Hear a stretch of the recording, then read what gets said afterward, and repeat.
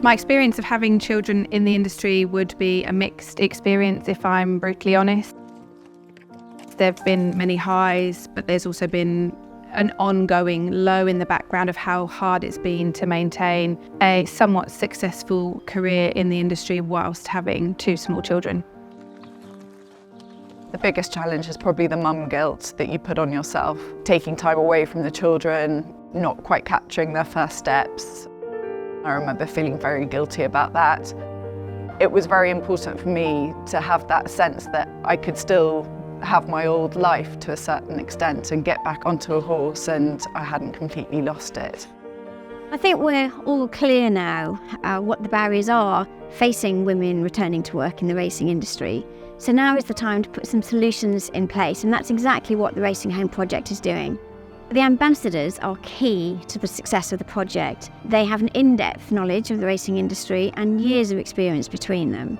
They're talking to employers, including trainers, they're talking to employees, including racing staff, and they're talking to the self-employed community, so that everyone has access to the Racing Home portal, to the information and the knowledge that is accessible from Racing Home.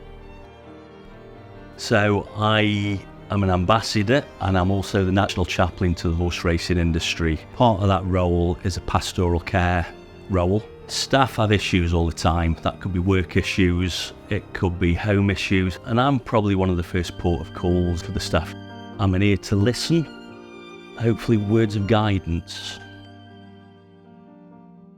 I'd like to achieve the sense of community for those new mothers that are looking to return to work. Perhaps even the fathers that are looking for a little bit of time off to be with their newborn baby and then come back into work. That there's people out there that they can talk to, get advice from.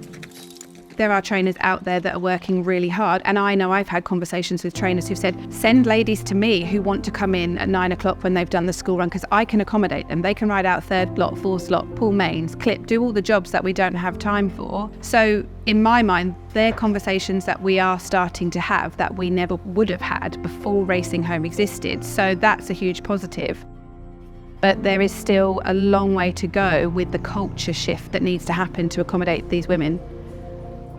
We really have to look at this from the beginning, which is over 70% of the racing school intakes at the moment are female. It's really important that that female workforce is looked after from the very beginning, from their very first job, right through to retirement. You know, there are plenty of us that have been in these situations, and I think it's up to us to share our experience with those new parents and show how it can be done. I suppose my dream for the programme would be that we become an industry name, that people will just talk to one another and someone will say, oh, well, you know, I'm not sure how this is going to play for me because I'm pregnant, and people will say, well, yeah, but speak to Racing Home.